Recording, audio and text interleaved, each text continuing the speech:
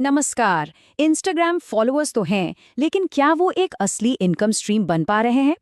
आज हम इसी सवाल का जवाब ढूंढेंगे। चलिए देखते हैं कि भारतीय क्रिएटर्स अपने फॉलोअर्स को असल कस्टमर्स में कैसे बदल सकते हैं, वो भी बिना किसी झंझट के। तो कहानी कुछ ऐसी है ना? रील्स पोस्ट हो रही हैं, लाइक्स की बारिश हो रही है, फॉलोअर्स का नंबर भी लगातार बढ़ रहा है। लेकिन जब बात कमाई की आती है तो सब ठंडा। यही वो परेशानी है जिससे इंडिया के ज्यादातर क्रिएटर्स हर दिन जूझ रहे हैं। अगर ये कहानी जानी पहचानी लग रही है तो यकीन मानिए ये हजारों क्रिएटर्स की कहानी है। ये एक बहुत ही कॉमन प्रॉब्लम है, पर अच्छी बात ये है कि इसका एक सीधा साधा सल्यूशन मौजूद है और आज हम उसी पर बात करने वाले हैं। तो सबसे पहले ये समझना जरूरी है कि फॉलोअर्स और कस्टमर्स में एक बहुत बड़ा फर्क होता है। असली मकसद सिर्फ फॉलोअर्स बढ़ाना नहीं है, बल्कि उन्हें कस्टमर्स में बदलना है। एक फॉलोअर कस्टमर तब बनता है जब वो सिर्फ कंटेंट लाइक करने से आगे बढ़ता है।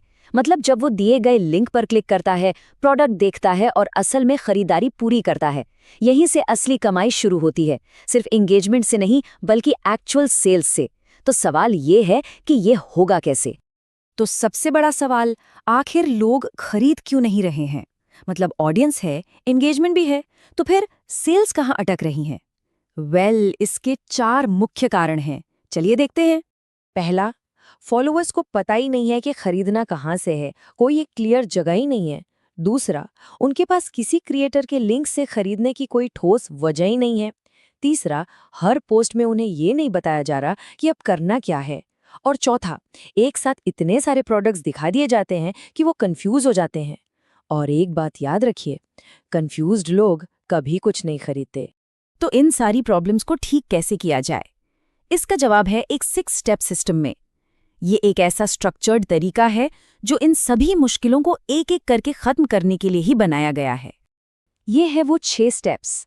सबसे पहले अपना ज़ोकेरा स्टोरफ्रंट सेटअप करना, फिर उस लिंक को हर जगह डालना, ऑटो डीएम का इस्तेमाल करना, भरोसा बनाना, सेल्स लाने वाला कंटेंट क्रिएट करना और आखिर में ये ट्रैक करना कि क्या काम कर रहा है और क्या नहीं। ये है कामयाबी का पूरा रोड मैप। तो पहला स्टेप है अपना ज़ोकेरा स्टोरफ्रंट बनाना। इसे अपनी एक ऑनलाइन दुकान की तरह समझिए जो 24/7 खुली है। एक ऐसी जगह जहां फॉलोअर्स आसानी से सारी रिकमेंडेशंस एक साथ देख सकते हैं और खरीद भी सकते हैं।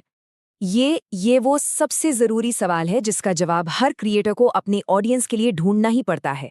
आखिर कोई सीधे ब्रांड से खरीदने के बजाय किसी क्रिएटर के लिंक से क्यों खरीदेगा? उन्हें एक वजह चाहिए, एक बहुत मजबूत वजह। और इसका एक शानदार जवाब है कैशबैक। जब भी कोई फॉलोअर ज़ोकेरा लिंक से कुछ खरीदता है तो उसे हर खरीदारी पर कैशबैक मिलता है। ये एक इतना पावरफुल इंसेंटिव है जो उन्हें सीधे ब्रांड से खरीदने के बजाय आपके दिए लिंक से खरीदने के लिए मोटिवेट करता है। अब जब लिंक भी है और खरीदने की एक वजह भी, तो उसे हर जगह दिखाना बहुत जरूरी है। इंस्टाग्राम बायो में, हर स्टोरी में लिंक स्टिकर के साथ, रील्स के कैप्शन में, कैरोसेल की आखिरी स्लाइड पर और स्टोरी हाइलाइट्स में भी। लिंक जितना आसान और सामने होगा, सेल्स उतनी ही बढ़ेंगी।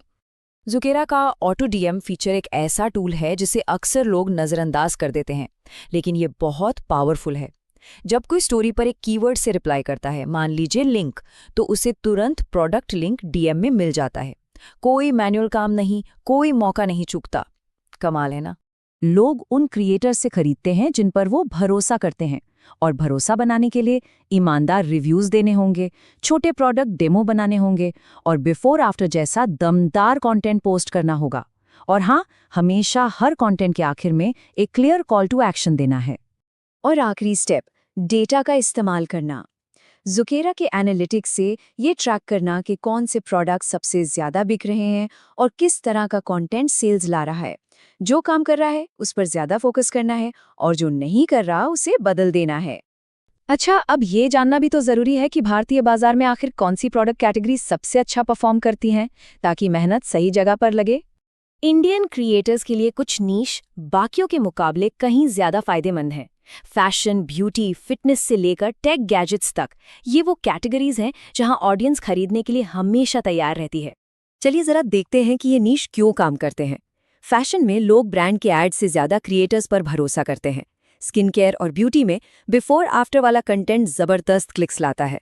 फिटनेस में ऑडियंस पहले से ही खरीदने के लिए मोटिवेटेड होती है। होम डेकोर में प्रोडक्ट डेमो वाली रील्स बहुत सेव की जाती हैं। बजट टेक में खरीदने का इरादा पहले से मजबूत होता है, बस एक अच्छी रिकमेंडेशन डील पक्की कर देती है।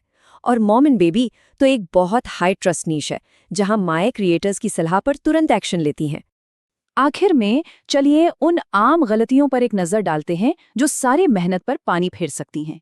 इन गलतियों से बचना उतना ही जरूरी है जितना कि सही स्टेप्स लेना। एक साथ बहुत सारे प्रोडक्ट्स प्रमोट करने से बचना है, इससे सिर्फ कंफ्यूजन होता है। कैशबैक का जिक्र करना कभी नहीं भूलना, ये आपका सबसे बड़ा हथियार है। लिंक को छिपाना नहीं है, उसे सामने रखना है। लिंक चेक करें जैसे गोलमोल कॉल टू एक्शन का इस्तेमाल नहीं करना है, और सिर्फ सेल के समय ही नहीं बल्कि लगातार अपनी सिफारिशें शेयर करते रहना है। तो निचोड़ ये है कि ऑडियंस है, उनका ध्यान भी है। अब जरूरत है तो बस उन्हें खरीदारी करने का एक साफ रास्ता और एक ठोस, मजबूत वजह देने की।